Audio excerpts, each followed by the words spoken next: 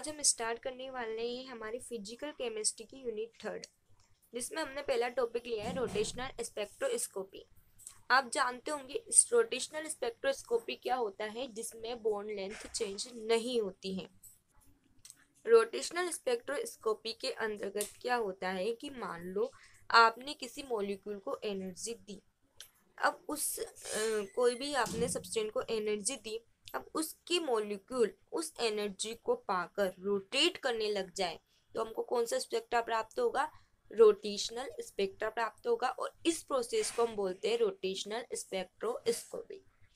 अब हमारा टॉपिक आता है रोटेशनल स्पेक्ट्रोस्कोपी के अंदर diatomic molecule as a rigid rotator. हम इसमें रिजिड रोटेटर की बात करेंगे।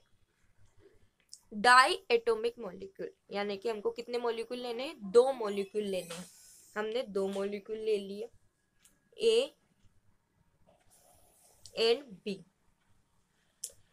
इनका मास है m1 और m2।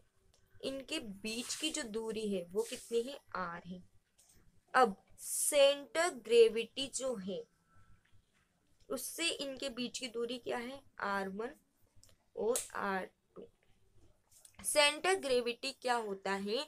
जो इन मॉलिक्यूल के बीच में बैलेंस बनाने का वर्क करती है, ये सेंटर ग्रेविटी होती है। अब अगर मैं R1 और R2 को अगर जोड़ू तो मैं R की वैल्यू निकाल सकती हूँ। अगर इन दोनों को जोड़ लूँ तो मेरे को पता चल जाए कि टोटल R कितना है। तो मैंने यहाँ पर ये लिखा है R is to R1 plus R2। ये हमारी इक्वेशन नंबर 1 हो गई। अब हम निकालेंगे according to central gravity. According to centre gravity, centre gravity के अकॉर्डिंग क्या होता है? m1 r1 इजुकस टू बराबर होता है m2 r2 के। सेंटर ग्रेविटी के अकॉर्डिंग क्या है? m1 r1, ये वाला पार्ट इक्वल है इस वाले पार्ट के। तो मैं ये लिखूंगी यहाँ पर m1 r1 equals to m2 r2। अब हम क्या निकालेंगे? हमारा मोमेंट ऑफ इनर्शिया। क्या निकालेंगे? Moment of inertia. Moment of inertia क्या होता है? mi/ri²। ये होता है हमारा मोमेंट ऑफ इनर्शिया। इसको I से डिनोट करते हैं, तो मैं इसे लिख दूं I equals to m1 r1। यहाँ पर क्या स्क्वायर है तो यहाँ पर भी स्क्वायर लगेगा, प्लस m2 r2 स्क्वायर। इसको हम इक्वेशन नंबर 2 दे देते हैं, इसको हम इक्वेशन नंबर 3 दे देते हैं। अब मेरे को क्या करनी है? ये R1 और R2 जो गैप थी ये अपन ने माना था, ये अपन को ज्ञात नहीं था, तो हमको इसकी वैल्यू निकालनी है। तो हम निकालते हैं। सबसे पहले इक्वेशन नंबर 1 से अपन इसकी वैल्यू निकालते हैं। फ्रॉम इक्वेशन 1 कैसे निकालेंगे? R1 को आगे लिखेंगे R, और इसके माइनस में क्या आ जाएगा? हमारा R2 आ जाएगा। इसी तरह हम किसकी? R2 की भी वैल्यू निकाल सकते हैं। क्या करते हैं? हम R2 को आगे लिखते हैं और क्या आ जाता? R माइनस R1 आ जाता। अब ये जो वैल्यू, इसको अपन इक्वेशन नंबर 4 दे देते। इक्वेशन नंबर 4 की जो वैल्यू है वो हम अब पुट करेंगे इक्वेशन नंबर 2 में। तो पुट द वैल्यू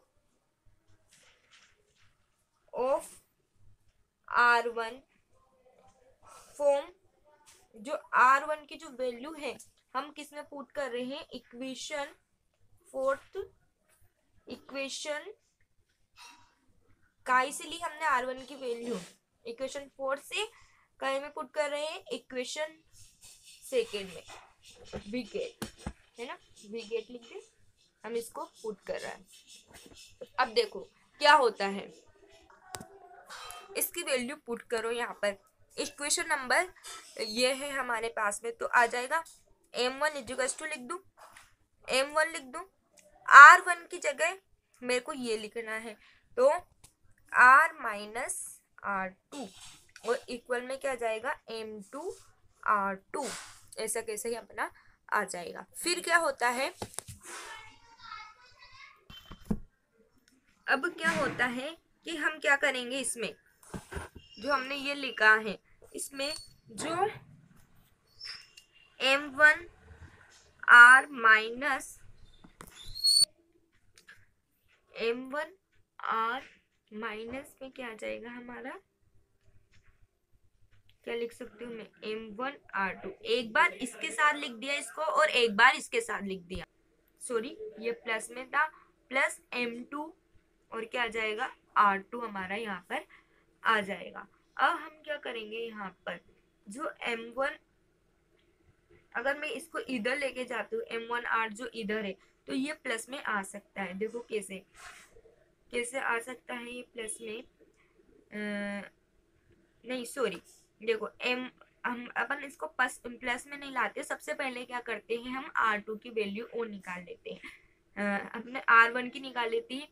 तो सेम एज जैसे अपन ने R1 की वैल्यू निकाली है वैसे ही R2 की वैल्यू निकाल सकते हैं हम। तो हम सिंपल तरीके से पहले यहाँ पर लिख देते हैं कि सेम एज, आप ऐसे लिख सकते हैं एग्जाम में कि इसकी तरह ही इसकी वैल्यू निकलेगी। क्या निकलेगी, M2R माइनस क्या हो जाएगा, सॉरी M1R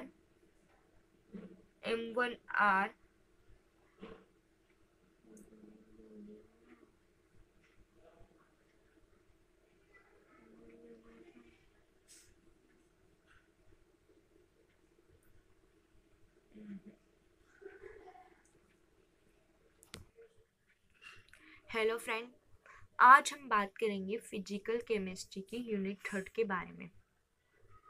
आज का हमारा टॉपिक है रोटेशनल स्पेक्ट्रोस्कोपी। रोटेशनल स्पेक्ट्रोस्कोपी क्या होती है, जिसकी बोर्ड लेंथ चेंज नहीं होती है, ठीक है। और रोटेशनल स्पेक्ट्रोस्कोपी में क्या होता है कि अगर कोई भी मॉलिक्यूल एनर्जी पाकर रोटेट करने लग जाए तो उसे हम बोलेंगे रोटेशनल स्पेक्ट्रोस्कोपी। रोटेशनल स्पेक्ट्रोस्कोपी में हम बात करेंगे diatomic molecule as a rigid rotator के बारे में। डाई एटॉमिक मॉलिक्यूल की बात की है तो दो मॉलिक्यूल लेंगे हम, ए और बी, जिसका मास है M1 और M2। इनके बीच की जो दूरी है वो R है, और जो सेंटर ग्रेविटी है उससे इनकी दूरी है R1 और R2। ये दूरी हमें ज्ञात नहीं है, हमने माना है। अगर मैं R1 और R2 को जोड़ू तो मैं R की वैल्यू आराम से निकाल सकती हूँ। तो मैंने यहाँ पर वही किया है, R = R1 प्लस R2। ये हमारी इक्वेशन नंबर फर्स्ट हो गई। सेंटर ग्रेविटी के अकॉर्डिंग जो M1 R1 होता है वो बराबर होता है M2 और R2 के। तो हम लिखेंगे according to centre gravity, M1 R1 equal M2 R2। अब हम निकालेंगे मोमेंट ऑफ इनर्शिया। क्या निकालेंगे, हमारा मोमेंट ऑफ इनर्शिया। पहले हम इसको इक्वेशन नंबर 2 दे देते हैं। ये होता है हमारा MI/RI² होता है। तो मैं इसको इस तरह लिख सकती हूँ। इनर्शिया को हम I से डिनोट करते हैं, M1 R1² plus M2 R2²। ये हमारी कौन सी इक्वेशन हो गई, इक्वेशन नंबर 3 हो गई। अब मेरे को क्या करना है, R1 की वैल्यू निकालनी है। मैंने आपको बोला था कि अपन को ये ज्ञात नहीं है, हमने माना है। तो मैं इक्वेशन 1 से R1 की वैल्यू निकालूंगी फॉर इक्वेशन नंबर फर्स्ट। तो क्या आ जाएगा, R1 = R माइनस R2 आ जाएगा हमारे। अब ये जो इसको इक्वेशन नंबर 4 दे देते हैं। ये जो R1 की वैल्यू है वो हम पुट करेंगे इक्वेशन नंबर 4 में। Put the R1 value from equation 4 to equation 2 we get. तो पुट करें हम, M1 एज इट इज आ जाएगा, R1 की जगह क्या आ जाएगा, R माइनस R2 इक्वल में क्या आ जाएगा, M2 R2। अब इसका इसके साथ मल्टीप्लाई करेंगे, M1R, फिर क्या आ जाएगा माइनस M1R2 इक्वल M2R2। अब क्या करेंगे हम यहाँ पर, देखो अब क्या होगा यहाँ पर,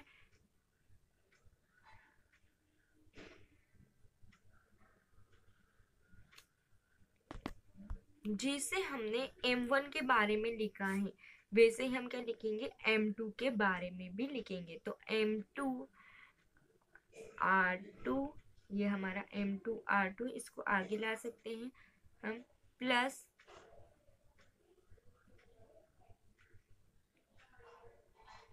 M1R था, इसको अपन आगे लाए, ये हो गया, क्या हो जाएगा M1R2, ये हमारा हो जाएगा। अब क्या करेंगे हम, कॉमन लेंगे। अब क्या कॉमन आ रहा है हमारा, M1R, ये तो लिखेंगे हम, है ना। उसके बाद में हमारा कॉमन आ रहा है इसमें R2 कॉमन आ रहा है, R2 इसमें भी है और R2 इसमें भी है, तो हम ले लेंगे R2 को कॉमन, ये हमारा R2 कॉमन आ गया है। अब मैं इस तरह लिख सकती हूँ इसको, R2 को इधर लेके आऊंगी, M1R अपोन में क्या चल जाएगा M2 प्लस M1 आ जाएगा। ये कौन सी इक्वेशन हो जाएगी, हमारी 5th इक्वेशन हो जाएगी। जिस तरह हमने R2 की वैल्यू निकाली है सेम हमारी R1 की वैल्यू भी निकलेगी। तो मैं यहाँ पे लिख दूंगी R1 equal M2R upon M2 plus M1, ये हमारी इक्वेशन नंबर 6 हो गई। अब जो ये R1 और R2 की वैल्यू निकली है हमारी, हम वो कहाँ पर पुट करेंगे, इक्वेशन नंबर 3 में पुट करेंगे। इनर्शिया वाली वैल्यू में हम पहले अपन ने कहा किया था इक्वेशन नंबर 2 में पुट करा था, अब हम इक्वेशन नंबर 3 में पुट करेंगे। तो किस तरह करेंगे, put the value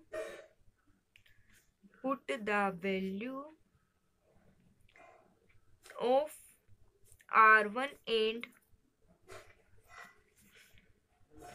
R2 into equation number 3 में अपन पुट करेंगे।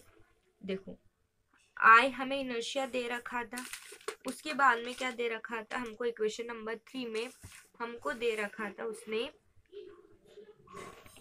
M1 R1 स्क्वायर और M2 R2 स्क्वायर। तो M1 लिखेंगे, R1 की जगह R1 की वैल्यू लिख देंगे, R2 की जगह R2 की वैल्यू लिख देंगे। तो R इक्वल M1, यहाँ पर क्या जाएगा M2R अपोन, यहाँ पर क्या आ जाएगा हमारा M2 प्लस M1 आ जाएगा, और स्क्वायर हमको दे रखा था तो हमको स्क्वायर लगाना है। उसके बाद में हमारे यहाँ पर M2 का लिख देंगे हम ऐसे ही, M2 में क्या आ जाएगा M1R M2 प्लस M1 और स्क्वायर हमको दे रखा है यहाँ पर। अब इसको खोल कर लिखो, कैसे लिखेंगे हम इसको खोलकर, M1 M2 R स्क्वायर दे रखा है, ये भी स्क्वायर में दे रखा है, स्क्वायर लगेगा और R स्क्वायर लगेगा, इसमें भी M2, इसको हम इंटरचेंज करके लिख सकते हैं, कोई प्रॉब्लम नहीं है। इसको मैं ऐसे लिख दूं M1 प्लस M2 स्क्वायर, कोई प्रॉब्लम नहीं होगी। M2 इसको भी खोल कर लिखो, क्या जाएगा M1 square R square upon में M1 प्लस M2 क्या आ जाएगा स्क्वायर आ जाएगा हमारा। अब क्या होगा यहाँ पर, जो चीज हमारी कॉमन आ रही है हम वो चीज तो क्या कर लेते हैं, कॉमन ले लेते हैं। अब देखो यहाँ पर क्या होगा कि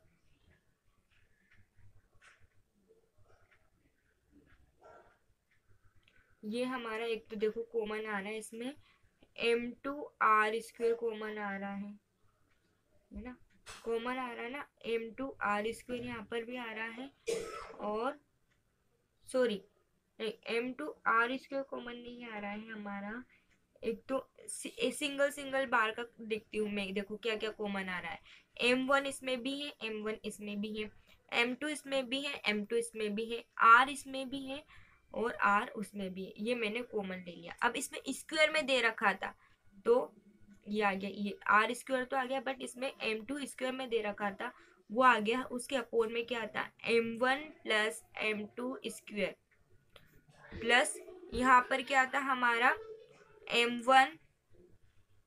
m1 बचा था जो हमें स्क्वायर में दे रखा था, उसकी अपोन क्या जाएगी m1 प्लस m2 स्क्वायर। अब हम क्या करेंगे, इसका एलसीएम ले लेंगे। क्या आ जाएगा r इक्वल, यहाँ पर आ जाएगा m1 स्क्वायर आ जाएगा, इसका m1 प्लस m2 एलसीएम आ जाएगा।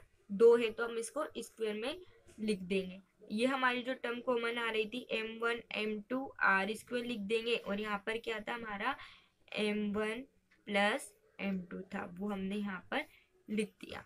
अब देखो क्या होता है कि यहाँ पर 2 है तो एक से तो 2 m1 और m2 है तो एक से तो एक कैंसिल हो जाएगा, बचा क्या एक बचा। तो इसको हम इस तरह लिख सकते हैं m1 m2 r square upon m1 plus m2, ये हमारा आ जाएगा। अब ये जो होती है ये वैल्यू, इसको अपन न्यू करके लिख सकते हैं। क्या i बराबर न्यू स्क्वायर r स्क्वायर लिख सकते हैं, क्योंकि न्यू की वैल्यू क्या होती है m1 m2 प्लस m2 होती है। तो हम इसको इस तरह से लिख सकते हैं, इस वैल्यू की जगह न्यू लिख सकते हैं, और आर स्क्वायर हमने लिख दिया है। अब इसके बाद में हमारी आती है एनर्जी। एनर्जी को हम अगली वीडियो में डिस्कस करेंगे। इसका एक बार और देख लेते हैं कैसे किया है हमने। हमारे पास 2 मॉलिक्यूल थे ए और बी, जिसका मास था m1 और m2। इनके बीच की दूरी थी r। सेंटर ऑफ ग्रेविटी से इनके बीच की दूरी हमने r1 और r2 को माना था। जब अगर हमको r की वैल्यू निकालनी है तो हम इन दोनों को प्लस करके r की वैल्यू निकाल सकते हैं। हमने इक्वेशन नंबर में वो ही लिख दिया। According to central gravity m1 r1 बराबर होता है m2 r2 के, तो हमने वो यहाँ पर लिख दिया। मोमेंट ऑफ इनर्शिया क्या होता है, हमने वो लिख दिया। मोमेंट ऑफ इनर्शिया को I से डिनोट करते हैं, यहाँ पे लिख दिया m1 r1 square plus m2 r2, है ना। ये हमारा हो गया, यहाँ पर भी सॉरी स्क्वायर आता है ना। और उसके बाद में इक्वेशन 1 से हमको क्या करना था, r1 की वैल्यू निकालनी थी, क्योंकि अभी हमको r1 की वैल्यू नहीं पता है। तो हमने r1 की वैल्यू निकाल ली। आई हमारे पास r माइनस r2, इस वैल्यू को हमने पुट कर दी इक्वेशन नंबर 2 पे, तो हमारे पास ये वैल्यू आई। फिर हमने क्या किया, इसको इससे इंटू किया, ये वाली वैल्यू आई। फिर इसको सेकेंड वाले से भी हमने इंटू किया, तो हमारे पास ये वैल्यू आई। फिर हमने m1 r2 को कॉमन ले लिया और यहाँ पर लिख दिया। फिर क्या होगा हमारा कि ये r2 इधर के साइड आ जाएगा और ये हमारा नीचे चल जाएगा। फिर हमने r1 की वैल्यू भी निकाली, जैसे r2 की निकलती सेम वैसी r1 की निकलती है, तो हमने सेम एज इट इज इसको यहाँ पर लिख दिया। फिर हमने r1 और r2 की वैल्यू को इक्वेशन नंबर 3 में पुट कर दिया। फिर क्या किया, इसको खोल के लिख दिया। फिर हमें जो कॉमन आ रहा था वो हमने बाहर निकाल दिया, और जो कॉमन नहीं आ रहा था उसको अंदर लिखा। फिर उसके बाद में इन दोनों का एलसीएम ले लिया, एक से एक कैंसिल हो गया। उसके बाद में ये हमारे पास वैल्यू निकल के आ गई। हमने देखा कि ये न्यू के बराबर होता है, तो हमने यहाँ पे लिख दिया न्यू आर स्क्वायर। अब हम इसकी एनर्जी को निकालेंगे नेक्स्ट वीडियो में। तब तक के लिए बेस्ट ऑफ लक। आप मेरे इस वीडियो में दिए गई इस डेरिवेशन को सॉल्व करके देखिएगा और इसे शेयर करिए। चैनल को सब्सक्राइब करना मत भूलिएगा, और पसंद आई है तो प्लीज़ लाइक करिएगा। Thank you, bye.